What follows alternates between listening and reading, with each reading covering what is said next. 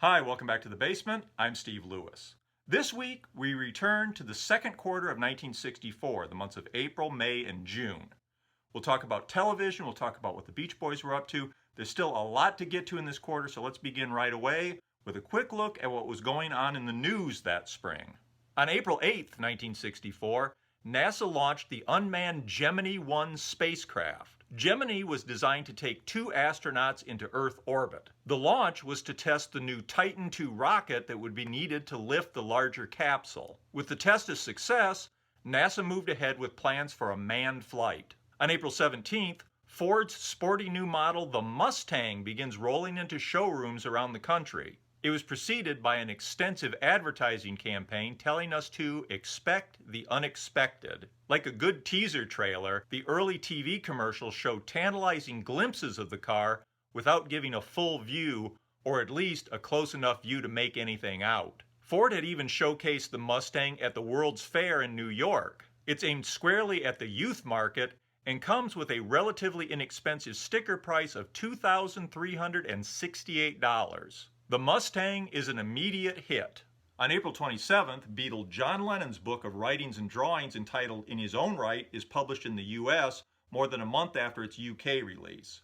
It becomes a bestseller and, more surprisingly to many at the time, gets some good notices from some esteemed literary critics. It's also probably the beginning of seeing the Beatle members as individual artists with their own unique perspectives, voices, and interests which they bring to the group. On June 16th, nightclub comedian Lenny Bruce goes on trial in New York on obscenity charges. Earlier in the year, the New York City District Attorney's Office had sent undercover investigators to Bruce's shows at the Cafe A Go-Go in Greenwich Village. He was charged with violating the law against performing obscene, indecent, immoral, and impure material for some of the bits included in his act. He's already faced similar charges in Chicago and Los Angeles. While Beatlemania continued in the US, the Beatles themselves weren't here in the second quarter of 1964.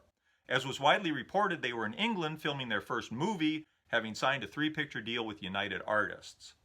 Meanwhile, a parade of other English rock and rollers continued to be heard on record, on radio, and on television. Since the Beatles' first U.S. visit in February, we had seen a third Beatle appearance on The Ed Sullivan Show on February 23rd. Through the magic of videotape, the group performed Twist and Shout, Please Please Me, and I Want to Hold Your Hand in performances that had been taped on the day of their original February 9th appearance. Ed Sullivan also welcomed the Dave Clark Five on March 8th, March 15th, and again on May 31st. The Searchers on April 5th. Freddie and the Dreamers on April 25th, Jerry and the Pacemakers on May 3rd and May 10th, and Billy J. Kramer and the Dakotas on June 7th. And billed as England's newest hitmakers, the Rolling Stones arrived in the U.S. in June. They made their U.S. network television debut on June 13th, performing I Just Want to Make Love to You on the Hollywood Palace, where they were subject to insulting and condescending humorous barbs from host Dean Martin before and after the performance. The Stones had taped their appearance on June 3rd and weren't aware of the treatment they'd gotten until the show aired. Their hair was longer, their dress was shabbier, and their music was rougher than the other groups. Undoubtedly, they seemed more threatening. The Rolling Stones received a much more genial reception on the syndicated Mike Douglas Show, which aired 5 days later on June 18th. They performed Tell Me and Not Fade Away to a small crowd of enthusiastic, screaming teenage fans and were subject to a short interview segment. The interview is awkward in that Douglas doesn't really know what to ask and genuinely has trouble understanding some of their responses. But he's kind. To his credit, Mike Douglas always treated his guests as guests.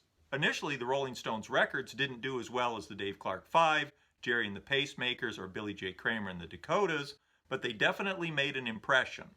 As the 1963-1964 television season drew to a close that spring, the top-rated U.S. television programs were, at number 1, The Beverly Hillbillies. It's not really surprising it would be number 1 when it was drawing the kind of record-setting ratings we talked about in Part 2. It was on CBS Wednesday nights. At number 2 was NBC's perennial Sunday night powerhouse Bonanza, still going strong in its 5th season. It was the only non-CBS show in the top 10. If you're curious, ABC's highest rated show that season was The Donna Reed Show at number 16. Apart from Bonanza, CBS had the rest of the top 15 shows. At number 3 was The Dick Van Dyke Show. This showed that, considering the huge popularity of crazier comedies, there was still a place for relatively more sophisticated and urbane comedy on TV, at least for the moment. Of course, the fact that The Dick Van Dyke Show was on CBS Wednesday nights right after the Beverly Hillbillies probably didn't hurt. At number 4, Petticoat Junction. A new series in the fall of '63, this first spin-off of the Beverly Hillbillies had become a ratings powerhouse on its own. It was on CBS Tuesday nights following the Red Skelton Show. Also on CBS was the 5th-rated Andy Griffith Show, now in its 4th season, on Monday nights. Ahead of the Andy Griffith Show on Monday nights, and right behind it at number 6 in the ratings, was The Lucy Show. Lots of viewers might have been turning over to Bonanza on NBC on Sunday nights, but sufficient numbers of them were turning back over to CBS right after the show to make Candid Camera the 7th highest rated show of the season. The Ed Sullivan Show was at number 8, up from number 14 the prior season, and helped in no small part by 2 record-smashing shows in February that had given America their first look at the Beatles. The show had already been the cornerstone of CBS's Sunday night lineup for 16 seasons, going all the way back to 1948. At number 9 was The Danny Thomas Show. It had a plum position on CBS Monday nights, right between The Lucy Show and The Andy Griffith Show. Rounding out the top 10 was My Favorite Martian, a new show this season and another crazy comedy. This one, starring Bill Bixby as a news reporter and Ray Walston as his housemate, a stranded Martian trying to blend in on Earth. It had been given a Sunday night slot on CBS leading into The Ed Sullivan Show. Along with the Beverly Hillbillies, the success of My Favorite Martian seemed to show that American audiences were in the mood for wild, silly, escapist entertainment. As usual, the networks took note, as we'll see when we come to the new television season in the 3rd quarter. Finishing just out of the top 10 at number 11 was The Red Skelton Show on CBS. On May 12th, the Beach Boys took a break from recording their new album to appear on The Red Skelton Show, lip-syncing to In My Room and their brand new single, I Get Around. They had appeared on the first episode that season back in September '63 when they were shown lip-syncing to Surfin' USA and Things We Did Last Summer. Now they return for Red Skelton's season finale. An awful lot had changed in those months between September '63 and May '64 with the Beach Boys and with America itself. The Beach Boys had begun recording sessions for the Shutdown Volume 2 album on January 1st, 1964.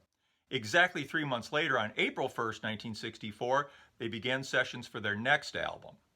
In January, they had kicked off the sessions by recording their single A-side, Fun, Fun, Fun. Similarly, in April, they began by recording their next A-side, I Get Around. Backed with Don't Worry Baby from the Shutdown Volume 2 album, the single was released on May 11th, 1964, just 1 day before their appearance on Red Skelton. The single will go to number 1 for 2 weeks beginning July 4th, giving the group their first number 1 record. Undoubtedly, they knew they'd made an excellent record. Still, I'm sure they were not only delighted to be topping the chart, but also relieved to know they were still hot in the post-British invasion market.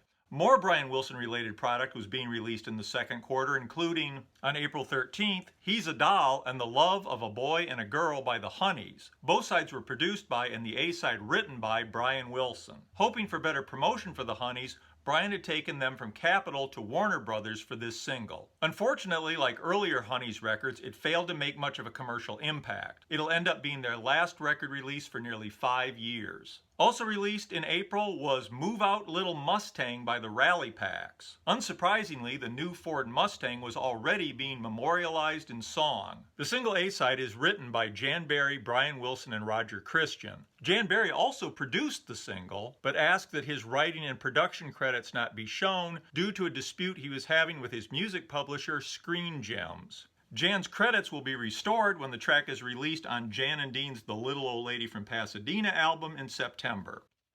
Jan, Brian, and Roger Christian were quick off the mark singing the praises of the Mustang. According to Mark A. Moore's excellent book, The Jan and Dean Record, recording sessions for Move Out Little Mustang were held on April 20th, just 3 days after the Mustang arrived in showrooms. Released in May was Jan and Dean's Dead Man's Curve New Girl in School album. Brian Wilson was listed as co-writer on both of the title tracks, both of which had already been released as a single. We discussed those in U.S. Pop Culture 1964 Part 2. The album will reach number 80 on the chart. And in May, we got Frankie Avalon's Muscle Beach Party and Other Motion Picture Hits album, containing Frankie's version of songs from the film Muscle Beach Party, written by Gary Usher, Roger Christian, and Brian Wilson. It contained the title track and Surfer's Holiday, both of which had already been recorded and released by Annette Funicello, and Runnin' Wild, making its debut on record on this album. 2 Brian Wilson produced singles were released on June 1st, 1964. There was Gary Usher's single, Sacramento, backed with That's Just the Way I Feel. Brian also co-wrote the A-side with Gary Usher. And Sharon Marie's Thinkin' About You Baby and The Story of My Life. Both sides were written by Brian Wilson and Mike Love. Finally, also in June, Brian could be heard providing backing vocals on Hale and the Hushabyes' Yes Sir, That's My Baby. Sessions for the new Beach Boys album, which will become All Summer Long, continue through April until May 19th, ending with the song that will become the title track for the film The Girls on the Beach. In mid-April, the Beach Boys had taken a break from recording to film their appearances for the movie at Paramount Studios in Hollywood. We talked about this in detail in episode 93, The Girls on the Beach. After a break of nearly a month, during which an early version of She Knows Me Too Well is reportedly recorded, the Beach Boys begin recording yet another album. Sessions for their Christmas album will continue until the end of the quarter, June 30th, when they'll begin preparing to embark on a major summer tour a few days later. And that'll bring us to the end of the first half of 1964. Obviously, it was an eventful year in general and for the Beach Boys in particular. In order to do it justice, I think we'll take a break now. We'll move on to some other area of Beach Boy history and return to 1964 at some point in the future to finish out the rest of the year in pop culture, do a deep dive into the All Summer Long album, and much more. Hope you'll join me for that. In the meantime, hope you'll tune in next week when we move on to some other area of Beach Boy lore. As always, I look forward to your comments. Have a great week, and I hope to see you, or I hope you'll join me rather, next time. Bye.